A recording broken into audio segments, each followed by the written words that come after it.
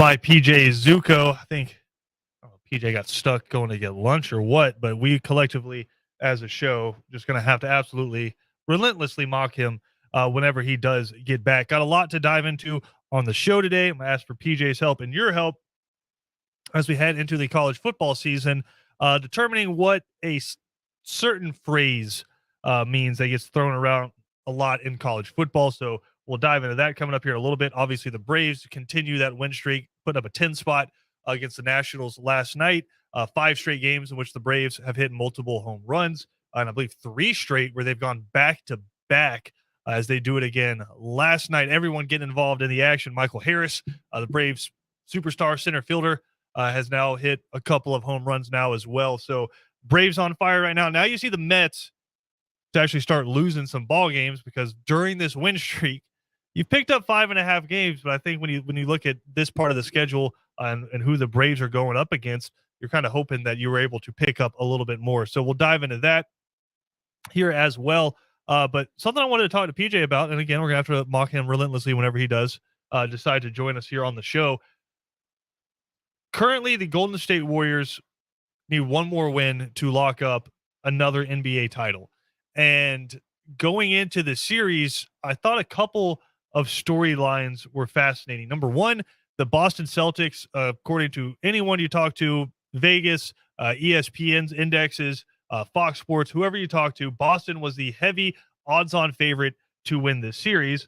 And as we sit here right now, they have their backs against the wall because they're coming out against a team that has championship DNA in their blood, right? Golden State Warriors, Klay Thompson, Steph Curry, Draymond Green, and I'll say this, Andrew Wiggins has shown up huge in this finals for them. But I just thought it was interesting at the beginning of everything that you're kind of sweeping aside the Golden State Warriors and saying maybe they're past their prime. Klay Thompson used to be considered one of the best two-way players in the NBA, and now coming off that huge injury, is he even 80% of what he used to be? Steph Curry, it seems crazy, but he's 34 years old, right? Can he still just give you some of that finals magic? Can he do it? Can he win a finals again without a Kevin Durant on his team? And then Draymond Green doing a podcast after the show is does he have anything left in the tank, right? These were all the storylines before the finals. And now we sit here in the NBA finals and the Warriors have looked like the Warriors and Boston looks like the team who, for the most part, all these guys, it's their first time in the finals. Even the biggest veteran on that team, Al Horford, this is his first finals appearance, right? So as we're talking about this series, I want to appreciate a couple things. Number one, the fact that the Warriors over a decade have been able to keep this together, right? To keep the big three that they have together. I know Kevin Durant popped in, won a championship, and then popped back out to start his own legacy, but the three that they built with Draymond Green, Klay Thompson. PJ, we want you on. All right, Draymond Green, Klay Thompson, and Steph Curry. They've been able to stick together through a decade in the NBA and find themselves right back in the finals with a chance to lock it up the next time they play. But more so than those three, I wanted to talk about Steph Curry because we spoke about this last week. Doesn't have the finals MVP. And for whatever reason, people are just always going to go down the checklist and find something that they can talk about where it's, hey, why is this guy not good enough, right? Why is this guy not as good as Michael? Why is this guy not as good as LeBron? And I'm not saying Steph is, but I think we can say definitively Steph Curry, to me, a top 10 player of all time. And revolutionized the game, revolutionized the value in which coaches took the three-pointers, right? Obviously, it's still worth 3 points, but the percentage-wise, right? The Billy Bean style of looking at basketball where it's, why are we shooting so few of these when it's worth more points than the ones inside, right? The mid-range jumper, we don't really need to do that anymore. We'll just kick it out to guys and let them drain these threes. But outside of all of that, outside of all the storylines, just watching one of the greatest NBA players ever do what he does. And I want to compare it to Tom Brady. Now, bear with me here. I know this is weird as we welcome PJ in from his lunch break. Tom Brady goes out, wins a Super Bowl with the Tampa Bay Buccaneers, comes back last year, plays it down to the wire against the soon-to-be Super Bowl champs, Rams.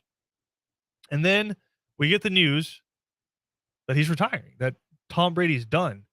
And I think that caught a lot of people off guard because number one, he's been doing it for so long. But number two, you just kind of got that thought like, oh, that was the last time we got to see the best at what he does do it. And we weren't aware of it. Right? The whole thing in life is like there's one time that your parents picked you up and that was the last time. You just never really realize it.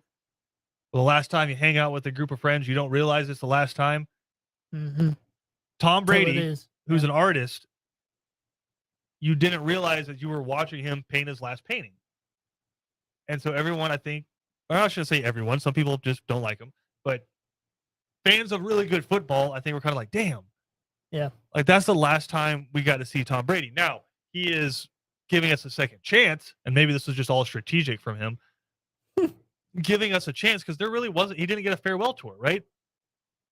So now we kind of get to soak it in. I guarantee you, watch the ratings for the Buccaneers this year. Guarantee you they're up. And it's just going to be people outside of that market watching those games because it's like, okay, this might be my last chance. Like I'm going to watch as many as I can because I don't know if anybody's ever going to do it better. Right. And he's still playing at an amazingly high level. It's not like he's the guy where you're watching him, you're like, okay, this is sad at this point. It's no, I get to watch Tom Brady do Tom Brady stuff. Mm-hmm. I'm kind of feeling that way with Klay Thompson or not Klay Thompson, Steph Curry. And I'll say to a lesser degree, Klay Thompson, because you're getting to watch that big three together. But with Steph Curry, right? Never seen anything like him. The greatest shooter in the history of the NBA. He's 34 years old. Yeah. Right? He can't keep doing this forever. It sounds crazy, but we probably have less than 5 years left of Steph Curry. Right. Yeah. And so here he is in the finals as an underdog. This is something I want to soak in just as a sports fan because it's not going to be there forever. So right. As I'm consuming these finals, PJ, I don't know about you, but I'm more just like sitting back and like hoping for a game 7. Yeah. And a little bit of me is hoping the Warriors just go ahead and finish out because I did pick the Warriors to win the series. And I'd like to see Steph Curry get another one so we can put to bed the whole he needed Kevin Durant to keep this going, even though he won one prior to Kevin Durant. Oh, I would love that. Yeah. Exactly. Yeah, but it's just, I think it elevates him even more. And I think prior to the last game, he had probably locked up the finals MVP if they won, but 0 for 12, 0 for 13 from 3-point range, like ended a ton of NBA streaks that he has. The records are probably never going to be touched. Over 200 games in a row with a 3-pointer. I think he had 38 games in a row where he had hit multiple. Yeah. Yeah. Makes sense. So it's just, he had all kinds of crazy streaks come to an end, but I don't know. It's just, we get it with some athletes where they do the farewell tour and you get to watch them, but you don't usually get them at the top of their game. And we've gotten like vintage Steph Curry in this series. And so like, I'm just hoping people are going past their hot takes and are able to just sit back and appreciate watching the best to ever do it. Yeah. No one's ever been a better shooter than Steph Curry. No. Yeah. No. Like Kobe Bryant, Kevin Durant, LeBron James, Michael Jordan. You can say they're better players. Kareem, right? Bill Russell with his rings. You can say all those guys are better players. Nobody on earth has ever been a better shooter. Mm-hmm. I think he took that mantle a few years ago when he set all the records that's what's crazy too. He set all the records a few years ago and now he's just adding on to those stats, right? Now he's just adding to it. And as wild as like last game, he was 0 for 9 from 3, 16 points still. So it was a bad game for Steph Curry's kind of relativity, but not a terrible game all around, and his team still won. So it's kind of crazy there. But no, I'm with you, and I think that's something we kind of get caught up in too, is you see the LeBron Jameses of the world. You see the Tom Brady's of the world nowadays. Even like, I know he was kind of a shell of himself the last few years. Even Peyton Manning at one point, we thought he was done and just it was over, and then he comes back to Denver for a few more years, sets crazy records. That one year with Demaryius Thomas and a couple of other guys on that team, wins a Super Bowl. Yeah. You know, like, I will say this to like me, I said, it was different. But this like, to me is different because him. that was the carcass of Peyton Manning. For sure. But like what I'm trying to get at is we've been spoiled with athletes, especially when they beat Seattle, it was vintage Peyton. Yeah. When they beat Carolina, it was a little different. Yeah. For sure. But what I'm saying is like we've been spoiled with these great stories of great players kind of going on further than all of us thought possible. Yeah. And that's the thing. That's why I kind of throw Peyton Manning in there, because I thought he was done. And then he comes back and wins some more. But all that being said, yeah, for sure. I think this is maybe something people need to pay a little bit more attention to, because I think some of them pay attention. I think just appreciate it. Appreciate for sure. But I think like even some of us, it's easy to see kind of babyface Steph Curry and be like, yeah, he's still young, he's still energetic, he's up there, man. He's 34 years old, like you said. It might, the old NBA and the old sports scene, he probably might be retiring after this year at 34. You know, I just wonder. I wonder if his style of play plus the era that he plays in like lends itself towards longevity. Yeah, because he doesn't really get involved with the trees. He's not getting banged up down in the paint too much. Yep, playing that point guard position, or it's different, right? It's positionless basketball at this point. I mean, hell, Draymond Green runs up the floor like a fullback a lot of times, just at full speed. That's honestly my favorite Warriors play. Is if Draymond comes down with the board, he is pushing the ball as hard as he can towards the hoop with just reckless abandon, and then just kind of like flinging it at somebody or going for the hoop. But that being said, Steph, I think his body and the way he plays and just the era that we are in kind of lends itself more towards longevity for him. Absolutely. But at the same time, again, your joints can only take so many trips up and down the court. And I mean, remember early in his career, thankfully he's kind of gotten over them a little bit, but I think we, like any athlete knows, if you injure yourself, it never really goes away. It gets better, but it never really goes away. So like early in his career, he was going through several different injuries with his ankles, his knee, things like that. So that's something that could even weigh in on, him maybe being done in the next 3 or 4 years. But no, I'm with you. Like you said, I've really enjoyed this series. I've really enjoyed this postseason. And for sure, I think I'm trying to watch every game and every highlight I can of not only his, but of this series, just because I think it's been enjoyable. I know every game hasn't been within 1 point by any means, but I think it's been an enjoyable series, and I hope it goes 7 just because of that. But also, yeah, absolutely. Appreciate greatness while you have it, I think is one of the best things we can say. And I know sometimes you need to be reminded of that. Some people don't want to hear that with certain teams and certain players. Like certainly no one around here wants to hear that about Alabama, but I think you and me can agree that there's a certain level of appreciation of greatness that's once that you should have. So like the teams I care about are out, I have no problem just like watching. Like I loved watching the Patriots. To me, I understand that sometimes you want to go see the indie film and of course you want to appreciate the underdog, right? But every now and then it's cool to just like see the latest Steven Spielberg movie. Absolutely. Right? Like sometimes it's just that's cool. What this is. Sometimes it's dope to go watch the latest Denzel movie, right? It's just, it's going to be awesome. So it's like when it's comes to watching LeBron in the finals, I know people root against LeBron because you want the underdog to win, right? I like watching Picasso paint. Yeah. And it's cool for me to watch the best. So like when Tom Brady's playing with the Patriots, I like watching that, right? I like watching Bill Belichick and Tom Brady team up. When you have Alabama defenses through the early 2010s, right? Yeah. To me, that's just awesome to watch. I like watching the best at what they are in the world do what they do. And so like watching Steph Curry shoot threes, even though he was not the best in the world, 0 for 9 was the final stat line. Yeah. But watching Steph Curry do Steph Curry things in the finals is watching Picasso paint. Yeah. Right? Like just no room. Shots that are bad shots by anyone else are great shots for him. Just like you give him the slightest bit of air. Yeah. And he's going to punish you. And so here are the streaks that came to an end the other night. 233 straight games in regular season and playoffs with a three-pointer. 132 career playoff games with at least one in a row. Yeah. And then 38 straight playoff games with multiple makes. Insane. From three.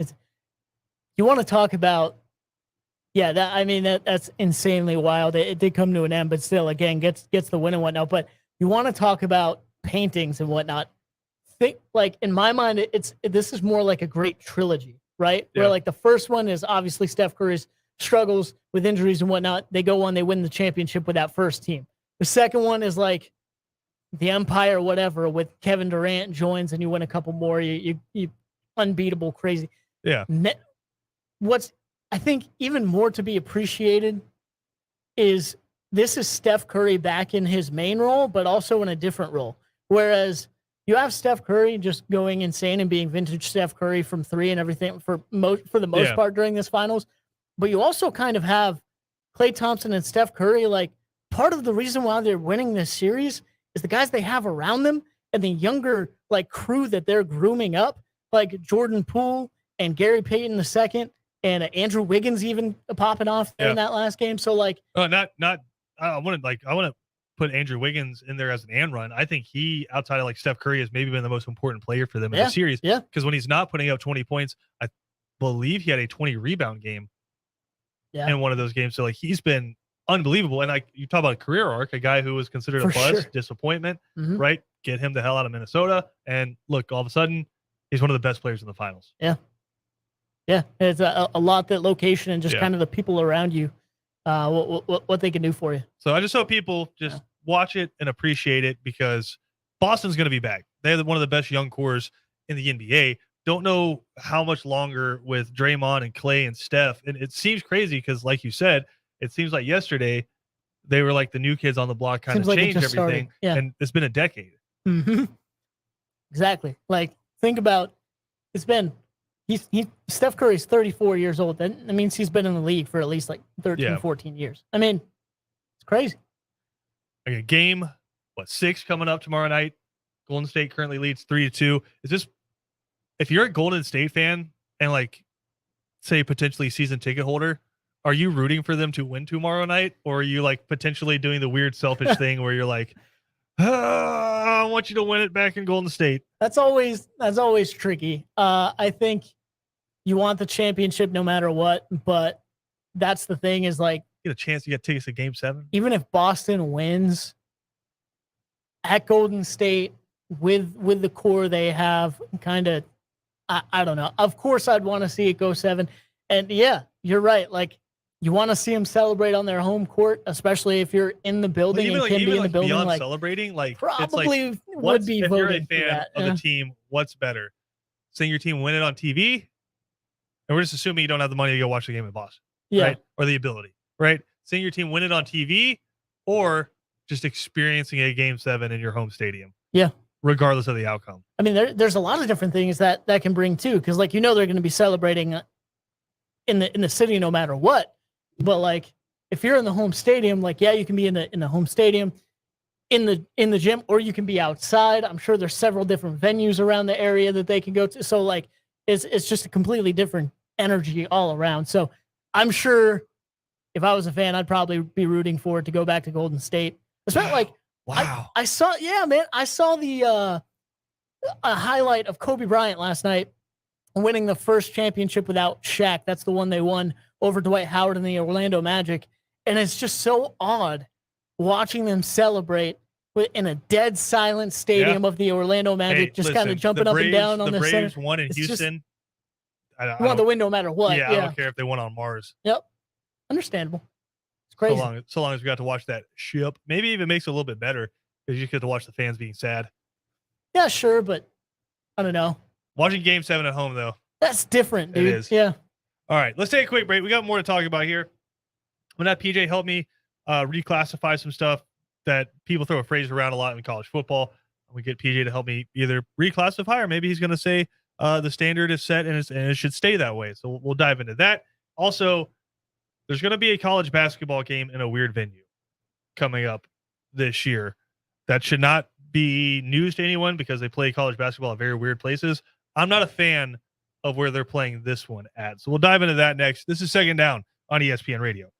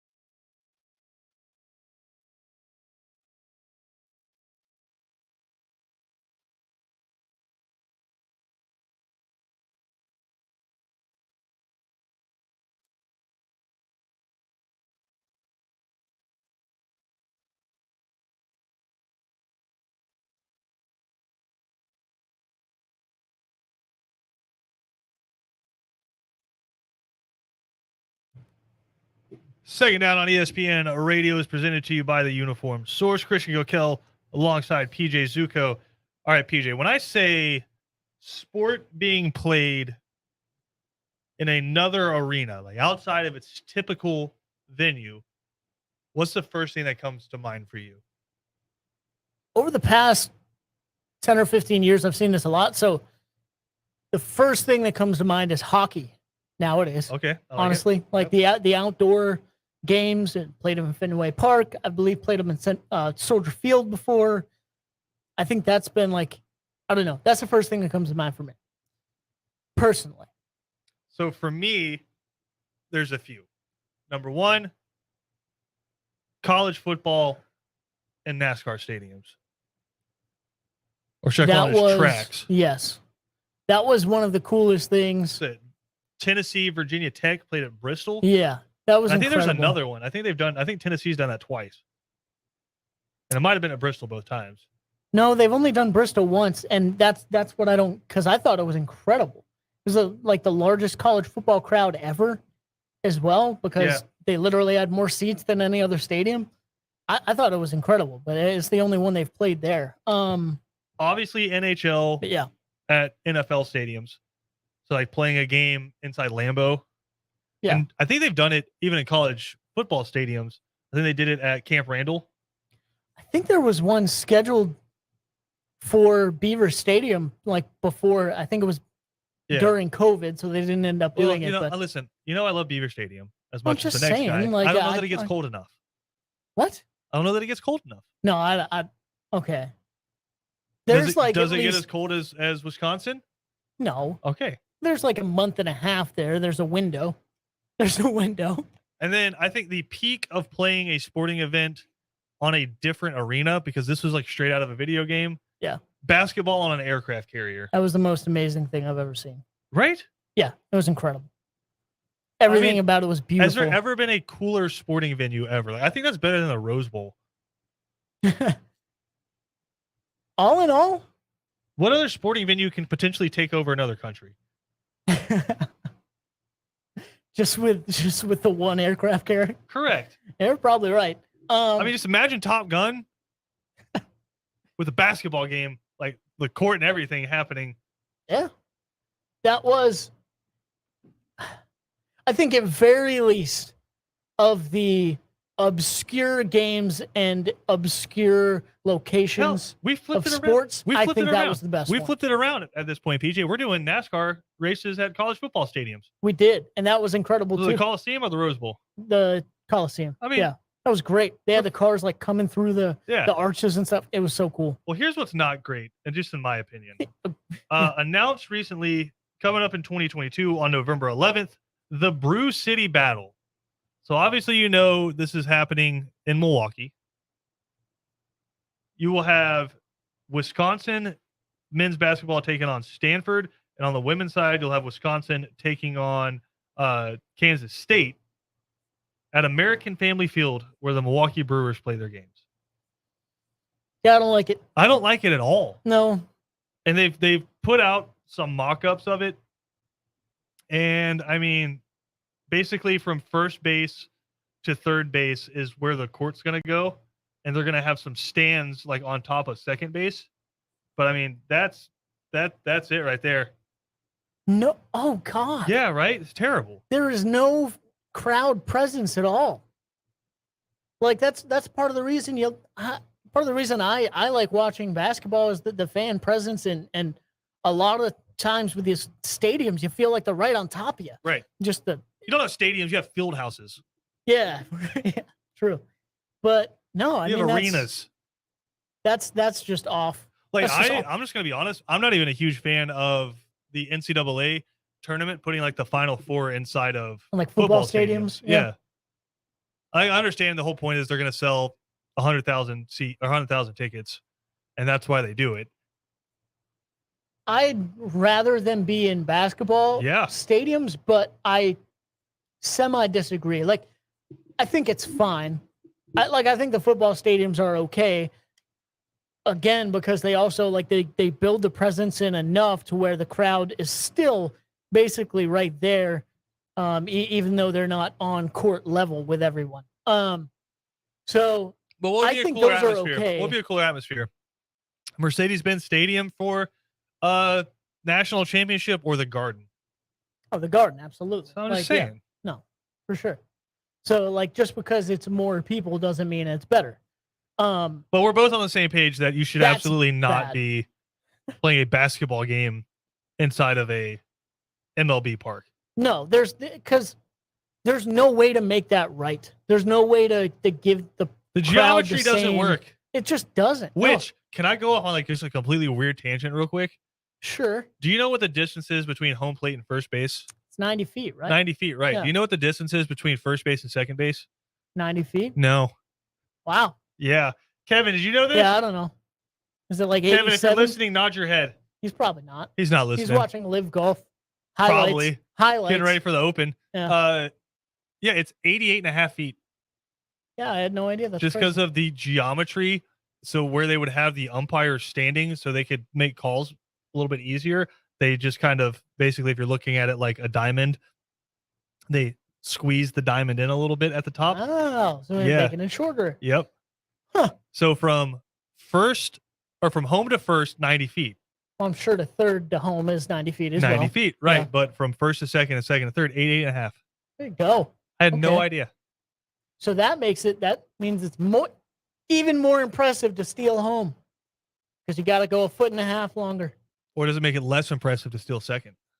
Oh, it's definitely less impressive. No, without a doubt. And it's also less impressive to steal third from second because the pitcher is literally facing the other way.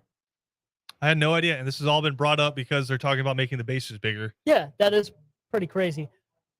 I will say, to get back on the stadium argument, that's why football in a baseball stadium isn't that bad because Yeah, it's a bigger game. the geometry Yeah. of it isn't that bad with the stands relatively Yeah, I like to the the football Pinstripe field. Bowl. Yeah, I don't think that's bad at all. But you take a insanely smaller venue, it's like putting I know with my NASCAR analogies again, Do it. but like it's like putting Bristol inside of Daytona, but then telling the fans, no, you still got to sit in the normal grandstands for Daytona, but you're watching Bristol in the middle. Like that, no, that's ridiculous. We'll give you like 10 seats around the track, but other than that, you got to sit in the normal stance. That's insanely terrible. I still maintain that I would like to see like a big time college football game or just like an NFL scrimmage at a high school stadium. Just so if you're a fan and you get to observe that, you can realize how big those human beings are. Yeah. Because I've had people legitimately ask me, and don't mock them if you're listening to this. There's no such thing as a stupid question. All right. Okay. I've legitimately had people ask me, are college football and NFL fields bigger than high school fields? And I'm like, nah. Yeah.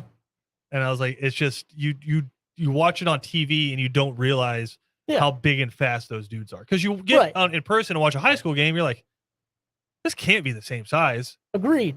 It's I've actually, I mean, 120 yards. I'm not gonna lie, I've done the same. Not like the first time I went to an NFL stadium or a college football stadium, I kind of thought like, oh wait, no, it's really just this big. Yeah. I'm not gonna lie, I'll sit. Then again, I was like 10 years old, but Yeah. still, I was like, holy cow, this is still just 100 yards. And like you said, they're that big and that fast, and the TV does a really good job of making everything seem a little bit bigger as well when Yeah. zooming in and whatnot makes the It field seems, seem it insane. seems But smaller in person. yeah, Yeah. but like you said, like in your mind when Or you're it is watching smaller on in person. TV, Yeah. yeah, when you're watching on TV, it's like there's no way that these giant human beings and insanely fast human beings are playing on the same field as my Friday night high school football game. But no, it really is. Can I go off on another tangent here? Because love now we're, tangents. now we're talking about football on Sure. TV. I don't know what it is, but TV executives have to figure out something. And this is a very niche problem, but it's someone that Georgia fans will know what I'm talking about. Noon games at Stanford Stadium are rough to watch on TV. Okay. Noon games at Stanford Stadium are rough to watch on TV because it looks like, like in movies that are on Mars, they put like the sepia. And so it kind of has that like orange overlay to it. Yeah. It looks like Georgia's playing on Mars. You think it's just because all the red in the stands, or I don't know what it is. And it's just like, because if you've ever been to it in person, yeah, there's a lot of red in the stands, but I mean, even like the grass looks like tannish red. Yeah. And it's just like, for whatever reason, I don't know if it's just like how the, I'm not, I'm not a scientist. All right. I'm just going to put it out No, there. I mean, that's All right. fine. But I did say the Motel and Express. No, I'm just kidding. I don't know if it's just like how the different colors come into the camera and how it filters that and what it looks like. But it like, Georgia games are like hard to watch. Like even like their uniforms look like a different color. Like it's more orange. I would say maybe it depends on the channel. I think it's a distinctly ESPN problem. Yeah. Because Okay. when I watch CBS do the games, it does not look like that. Okay. Okay. And I will That also might be say good this. then. I think it maybe is when they bring in like the second tier, because usually noon games Yeah. aren't the big ones. Because when they had game day there last year, and that was the Herb Street game, Yeah. did not look like that. They don't have like that. But when you play in Missouri and you're sitting Kevin Nagandi down there, and I love Kevin Nagandi, I don't want any Sure. shots taken. No. But it's not the Herb Street game.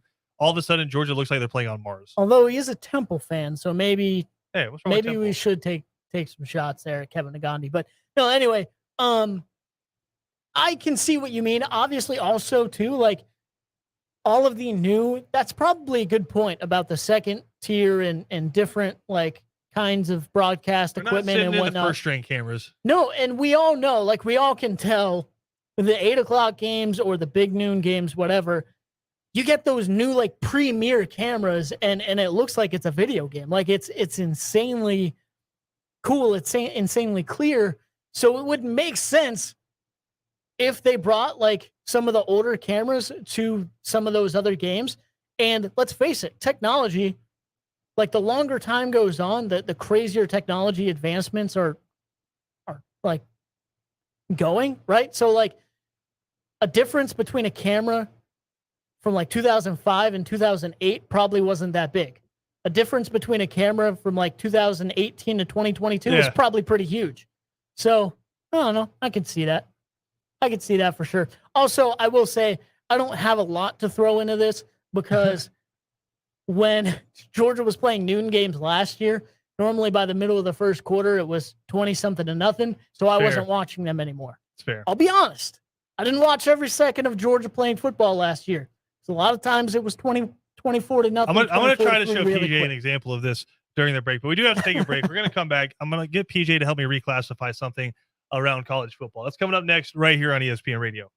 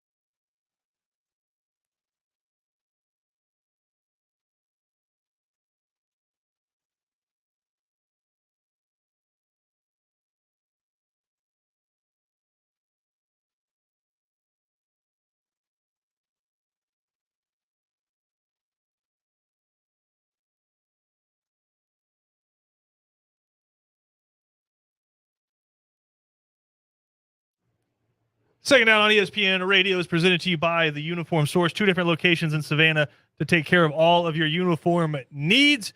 PJ, I'm not crazy, right?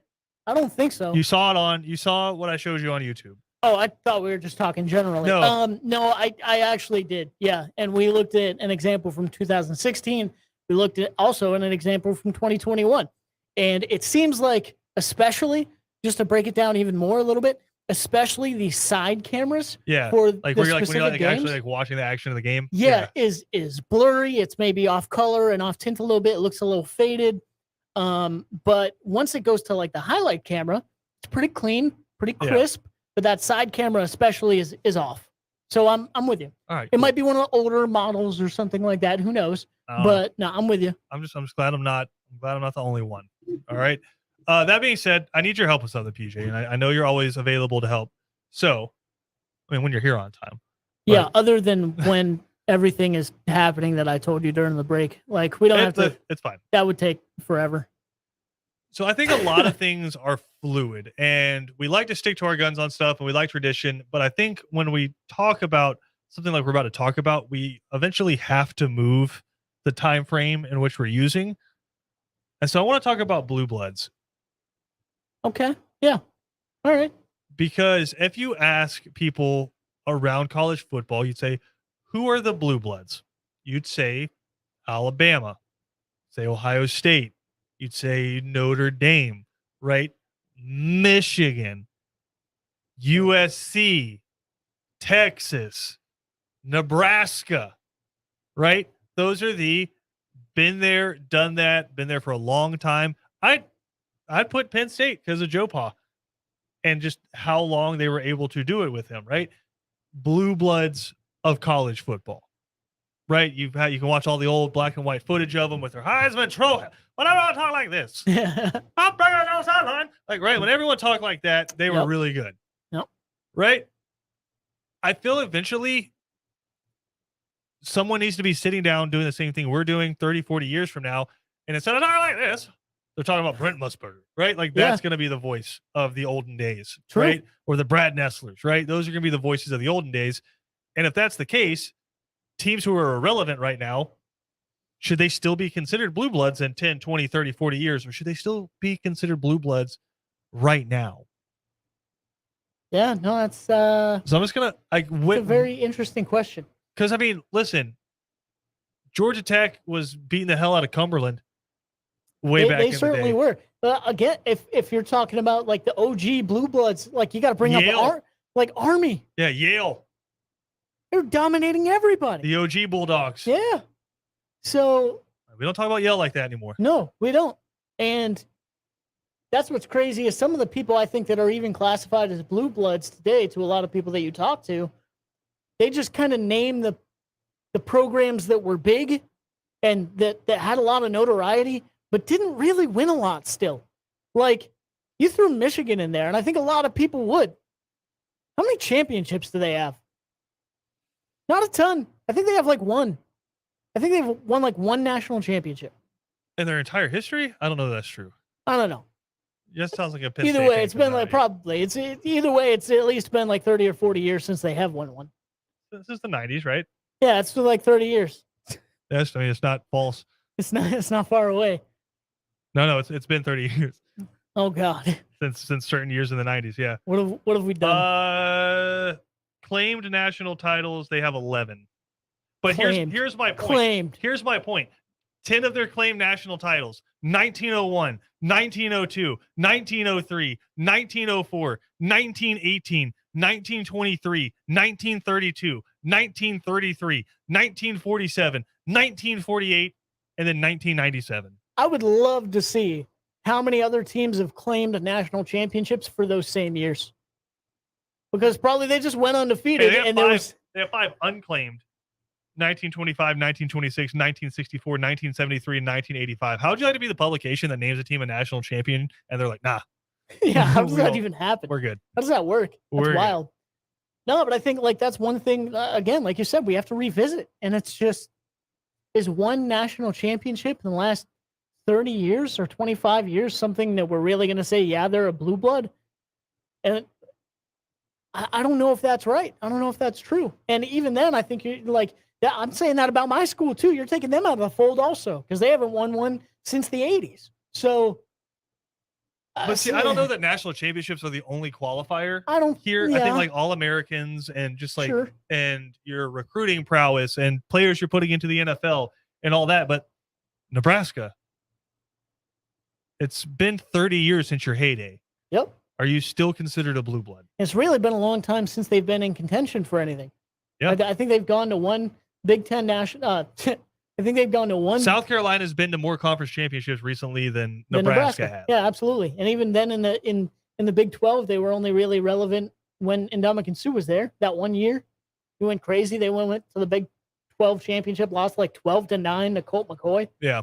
So, yeah, I mean, I think you have to. It's a moving target, right? Like you can't keep everyone like how long who was in there in the early 1900s. I was going to say, how long are the 1901 national championships still relevant? Right. And we're not taking those away. We're not saying like pre-forward pass. One, but at the same time, it's like, okay, what is that doing for you in 2022? Not a lot. Or really, what has that done for you for the past 20 years? Not a lot. So a little bit. Yeah. I think I would. It is like a moving target. I think I would paint the blue bloods because there has to be the longevity, right? You can't just have, oh, this team's been good for the past 5 years. They're a blue blood. Why don't we do it this way? And again, like you said, it's not even. Who were the blue bloods when we were kids? I'd say that's probably the ones that were, right? Yeah. So let's subtract 20 years. Is that fair? In what way? So we'll start at 1900. What? I wasn't born in. And so we'll erase everything pre 1920. Doesn't count. Is that enough, or do you have to go more?